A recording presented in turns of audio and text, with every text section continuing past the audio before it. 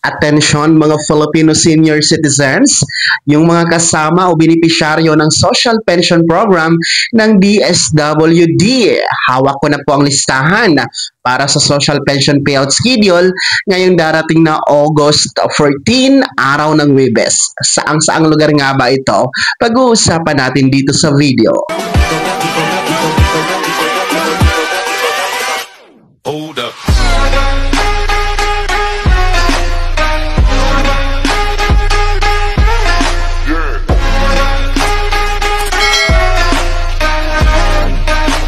Hello mga ka-vlogs! Welcome dito sa aking YouTube channel. Magandang araw po sa lahat ng mga manonood.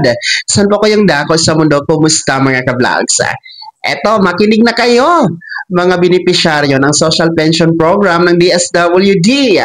Hawak ko na po ang mga listahan ng mga lugar na kasama po sa Social Pension Payout Schedule para ito bukas, araw ng Huwebes, August 14, 2025.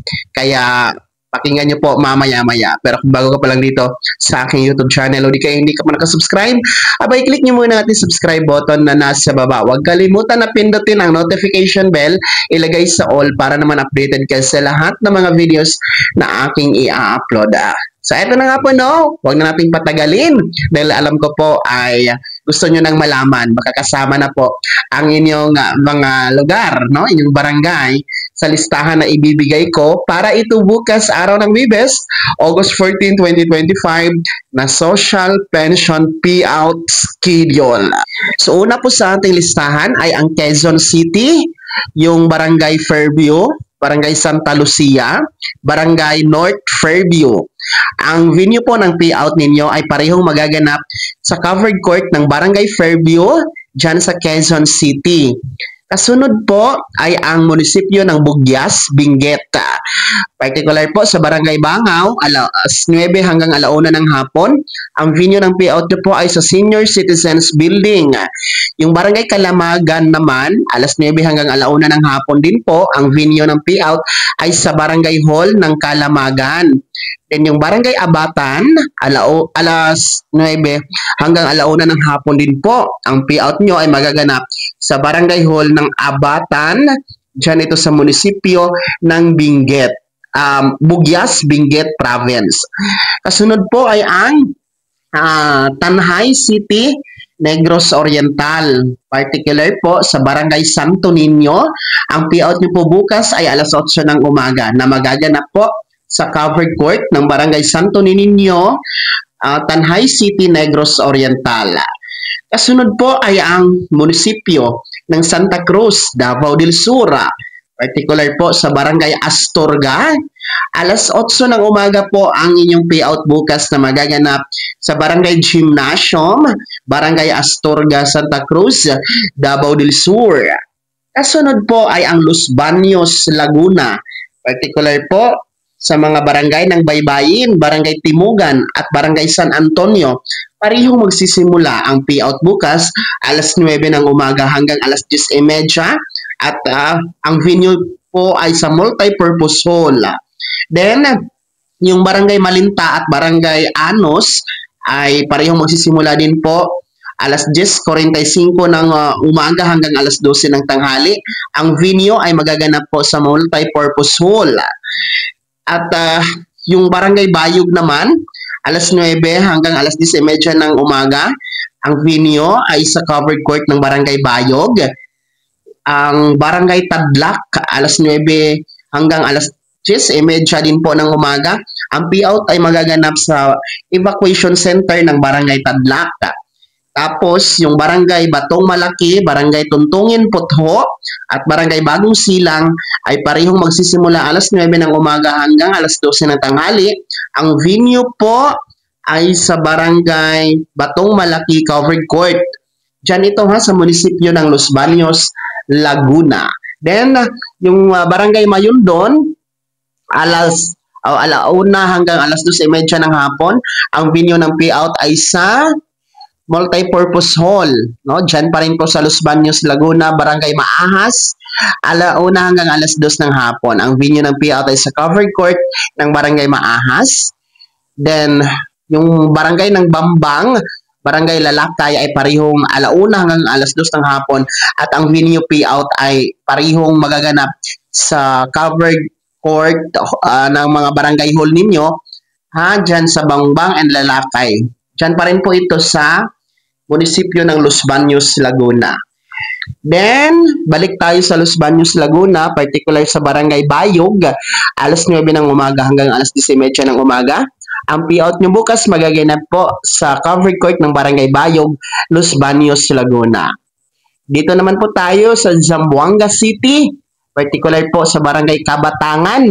Bukas po alas 8 ng umaga, ang inyong social pension payout na magaganap po sa Barangay Covered Court ng Barangay Kabatangan, Zamboanga City.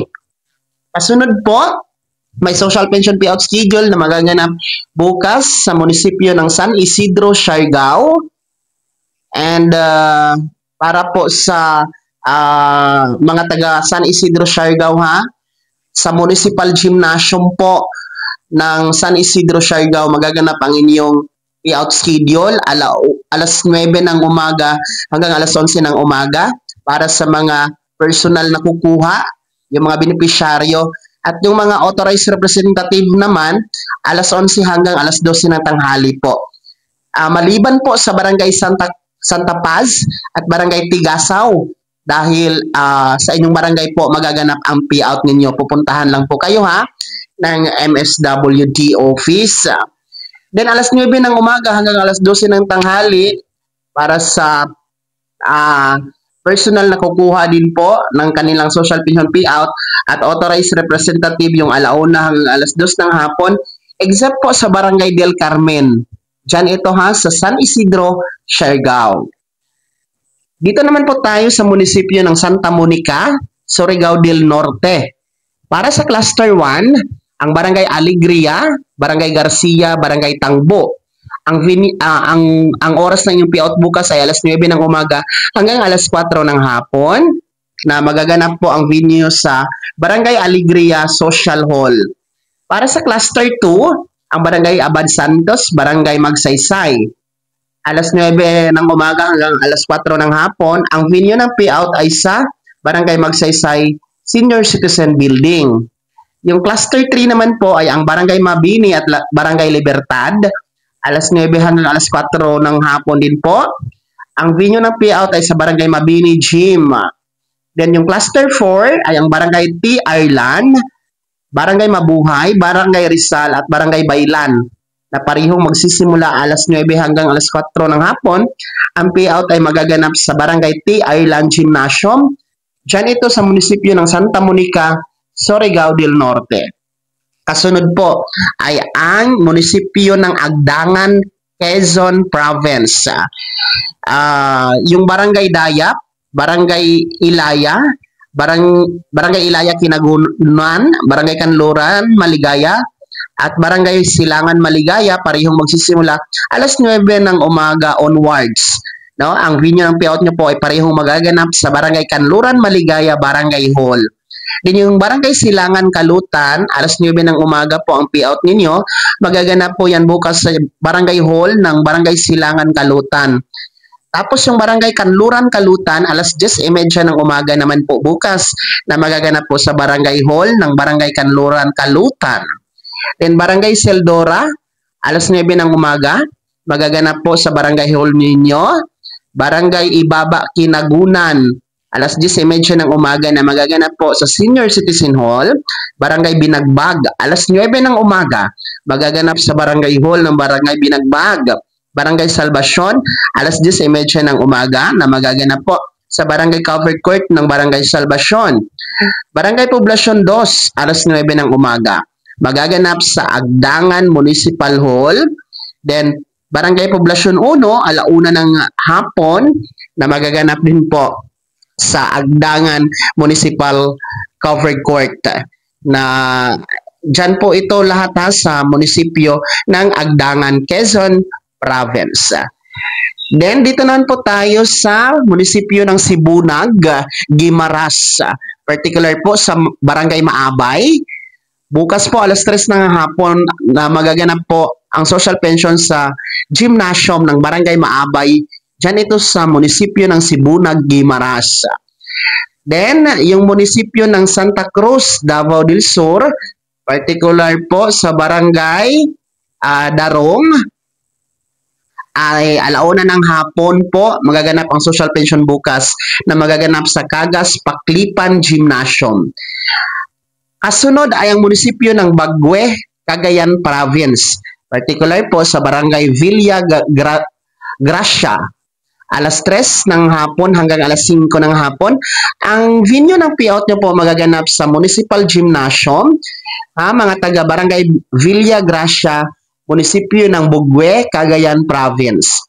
Kasunod sa atong listahan ay ang munisipyo ng Masyo, Lanao del Sur.